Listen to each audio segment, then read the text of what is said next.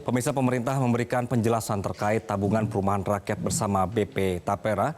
Untuk informasi selengkapnya sudah terhubung langsung dengan Glory Nata dari Istana Kepresidenan. Glory, selamat sore.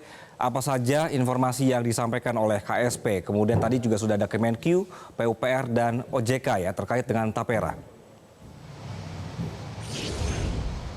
Ya, Anggi dan juga pemirsa, baru saja telah digelar di gedung kantor staf kepresidenan. Ini digelar adanya rapat bersama dengan stakeholder terkait membahas bagaimana penerapan Tapera atau tabungan perumahan rakyat ke depannya yang saat ini menjadi perbincangan di publik. Tadi dalam rapat tersebut dihadiri secara langsung oleh Kepala KSP, ada Muldoko, kemudian dari Badan Pengelola Tapera, kemudian ada Kementerian Keuangan, PUPR, Kementerian Ketenagakerjaan, OJK, dan juga ada dari penerima manfaat.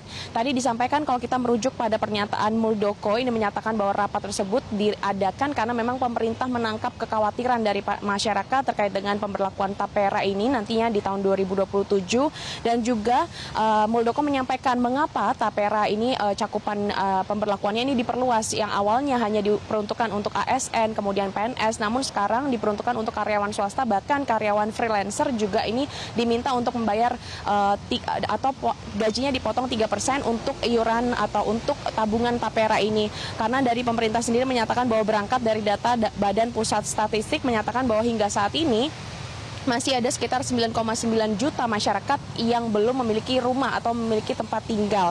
Sehingga dibuatlah skema Tapera dengan besaran yang ditarik ini adalah 3% dari gaji, 0,5% dibayarkan oleh si pemberi kerja, dan 2,5%-nya ditarik dari gaji karyawan ataupun pekerja. Kemudian yang terpenting di sini adalah dari statement Muldoko menyatakan bahwa sistem Tapera ini bukanlah potong gaji ataupun bukanlah iuran, namun ini merupakan tabungan sehingga bisa ditarik pada saat pensiun. Kemudian Muldoko juga menekankan bahwa Tapera ini akan diberlakukan secara bertahap nantinya di tahun 2027 sehingga tidak perlu khawatir, tidak diberlakukan dalam waktu dekat, dan juga untuk pengawasan dan juga siapakah yang nantinya akan menjamin dana Tapera ini benar-benar dilakukan atau dialokasikan ke arah yang benar. Begitu dari pihak Muldoko menyatakan bahwa ada OJK dan juga dari pihak Kementerian Keuangan ini akan bekerja sama dan juga melakukan pengawasan begitu. Dan juga terkait dengan Muldoko menyatakan bahwa Tapera ini tidak akan masuk dalam skema APBN sehingga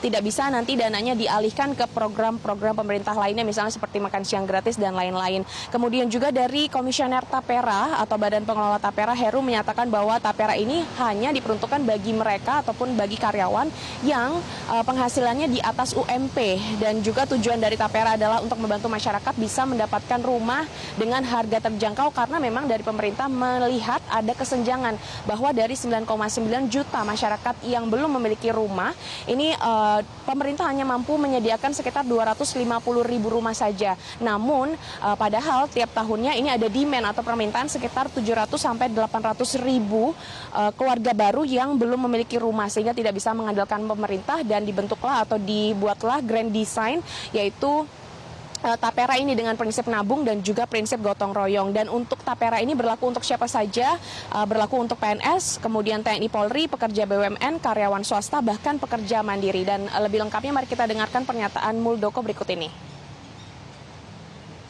Sesungguhnya ini perpanjangan dari Bapertarum. Bapertarum itu dulu dikhususkan untuk ASN. Nah, sekarang diperluas kepada pekerja mandiri dan juga swasta. Kenapa diperluas? Karena ya ada problem backlog yang dihadapi oleh pemerintah sampai dengan saat ini. Ada 9,9 juta masyarakat Indonesia yang belum memiliki rumah. Ini data dari BPS ya, bukan ngarang ya. Untuk itu maka kita berpikir keras, pemerintah berpikir keras, memahami bahwa antara jumlah kenaikan gaji dan tingkat inflasi di sektor perumahan itu nggak seimbang.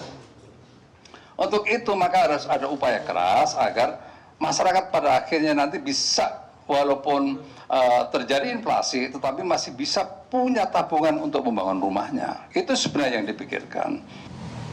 Anggi dan juga pemirsa, tentu saja dari rapat Tapera hari ini tentu saja masih banyak pertanyaan yang timbul di kalangan publik bahwa bagaimana jika pekerja tersebut sudah memiliki rumah, apakah tetap harus dipotong gajinya untuk Tapera. Dan seperti yang diketahui bahwa Tapera ini ada 3 manfaat, yaitu kredit renovasi rumah, ada kredit bangun rumah, dan juga kredit kepemilikan rumah, sehingga dari masing-masing karyawan nantinya bisa memilih manfaat mana yang.